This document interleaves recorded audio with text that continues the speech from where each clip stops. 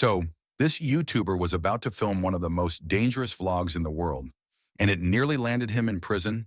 His name is Mykaihlo, a 24-year-old from Arizona, and he's known for vlogging in dangerous or restricted areas around the world.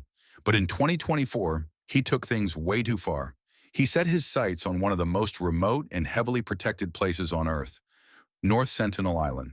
Now, if you've never heard of North Sentinel Island, it's a small, heavily forested island located in the Bay of Bengal, a few hundred miles off the coast of mainland India. It's home to an indigenous tribe called the Sentinelese, believed to number anywhere between 50 and 200 people. The Sentinelese have lived in total isolation for thousands of years. They don't speak any known language. They reject all contact with outsiders, and they're known to be extremely hostile. In fact, it's illegal under Indian law to go within 3 miles of the island. The reason? The Sentinelese have no immunity to modern diseases. Even a common cold could potentially wipe out their entire population. And yes, there's a history. Back in 1880, British colonizers kidnapped a few Sentinelese. The 2 adults died almost immediately from exposure to outside diseases. Since then, the tribe has fiercely defended their land. In 2018, an American missionary named John Allen Chow tried to illegally visit the island to convert the tribe to Christianity.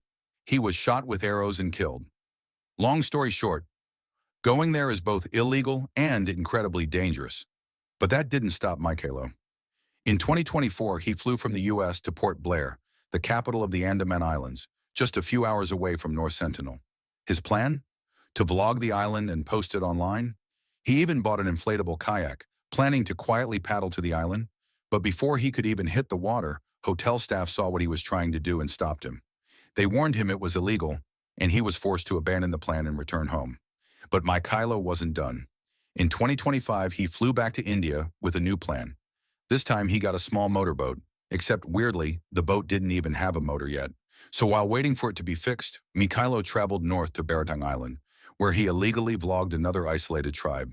Again, something that's forbidden by Indian law. Eventually, he returned to Port Blair, got the boat fitted with a motor, and headed out. Using GPS, he navigated 25 miles across open sea, which took him about 9 hours.